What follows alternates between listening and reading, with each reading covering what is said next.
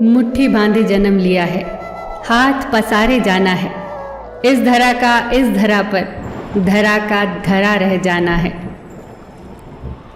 एक नगर में एक धनी व्यक्ति रहता था। हर तरह से संपन्न और सुखी जीवन था उसका। ईश्वर की कृपा से कोई कमी नहीं थी। उस व्यक्ति की 4 पत्नियां थीं। उन 4 पत्नियों में से वो सबसे ज़्यादा प्रेम अपनी चौथी पत्नी से करता था।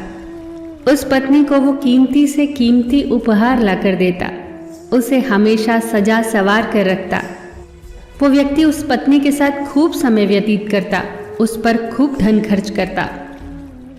वो तीसरी पत्नी से भी प्रेम करता था। तीसरी पत्नी उसके गर्व का विषय थी। जब तीसरी पत्नी उसके साथ होती तो वो बहुत ही सम्मानित महसूस करता था, परंतु उसे सदैव ये भय बना रहता कि तीसरी पत्नी उसे छोड़कर न चली जाए।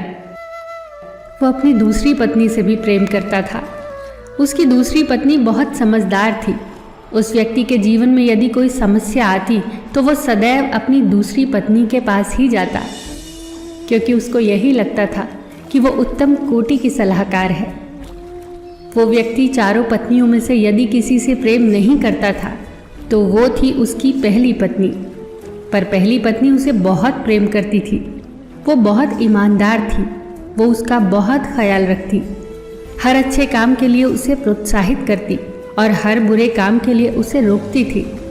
पर उस व्यक्ति की दृष्टि में उसका कोई मूल्य नहीं था। उस व्यक्ति ने अपनी पहली पत्नी को ना तो कभी समझा और ना ही उस पर कभी ध्यान दिया। एक बार वो व्यक्ति बहुत बीमार पड़ गया। बहुत इलाज कराया पर कोई फायदा न हुआ। अब व्यक्ति का अंतिम समय आ चुका था। उसने अपनी 4 पत्नियों को अपने पास बुलाया। उसने अपनी चौथी पत्नी से, जिसे वो सबसे ज़्यादा प्रेम करता था, कहा, मेरे अंतिम क्षण है ये। मैं सदा के लिए अब इस दुनिया से विदा हो जाऊंगा। क्या तुम भी मेरे साथ चलोगी?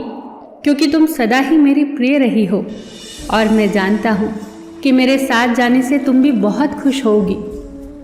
पर चौथी पत्नी ने तुरंत ही उस व्यक्ति को मना कर दिया। वो बहुत दुखी हुआ। अब उसने तीसरी पत्नी को अपने पास बुलाया और वही प्रश्न किया, मैं इस दुनिया से जा रहा हूँ, क्या तुम मेरे साथ चलोगी?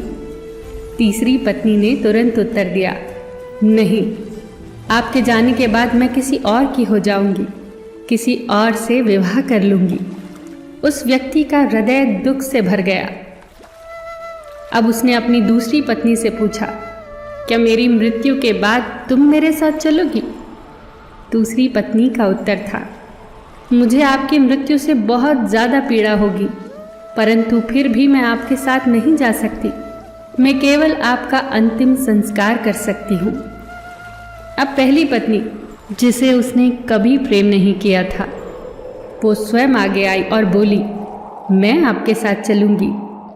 आप जहाँ जाओगे मैं सदैव आपका साथ दूंगी। यह सुनकर उस व्यक्ति की आंखें भर आई। जिस पत्नी की उसने सबसे ज़्यादा उपेक्षा की थी, वही पत्नी आज उसके काम आई।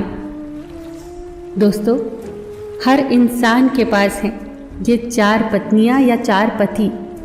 चौथी पत्नी है हमारा शरीर, जिसे हम सबसे ज़्यादा प्रेम करते हैं। उसे सजाने और संवारने में खूब धन और समय खर्च करते हैं, लेकिन मरते वक्त हमारा शरीर हमारे साथ कभी नहीं जाता।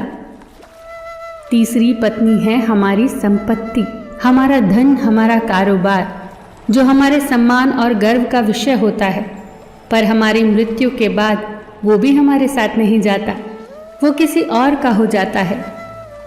दूसरी पत्नी है हमारे अपने, हमारा परिवार, हमारे सगे संबंधी। इन लोगों को बहुत पीड़ा होती है हमारी मृत्यु से, पर इनमें से भी कोई हमारे साथ नहीं जाएगा। ये केवल हमारा अंतिम संस्कार करेंगे और फिर इस दुनिया की मोहमाया में व्यस्त हो जाएंगे। पहली पत्नी है हमारी आत्मा, जिसकी हम सदैव उपेक्षा करते हैं। उसकी आवाज़ को हम सदा दबा देते हैं, परंतु वही है जो हमें अच्छे और बुरे का सच में ज्ञान देती है। वही है जो हमारे सुख दुख में हमारी साथी होती है। एक वही है जो मरने के बाद भी हमारे साथ जाएगी। दोस्तों, हमें अपनी आत्मा को पोषित करना है, उसे सबल बनाना है, उसी से प्रेम करना है। क्योंकि यदि हमें अपनी आत्मा से प्रेम होगा तो हमें किसी विषय में चिंता करने की आवश्यकता है ही नहीं, क्योंकि वही हमारी असली पहचान है। किसी ने कितनी प्यारी बात कही है, किन सांसों का मैं एतबार करूं जो अंत में मेरा साथ छोड़ देंगी, किस धन का मैं अहंकार करूं जो अंत में मेरे प्राणों को बचा नहीं पाएगा, किस तन का मैं अहंकार करूं जो अंत में मेरी आत्मा के बोझ को उठा नहीं पाएगा। सही कर्म करे बंदे, क्योंकि ईश्वर की अदालत में वकालत नहीं होती, और अगर सज़ा हो जाए तो ज़मानत नहीं होती। फिर मिलेंगे दोस्तों अगली वीडियो के साथ। तब तक के लिए अपना ख्याल रखना और हमेशा मुस्कुराते रहना।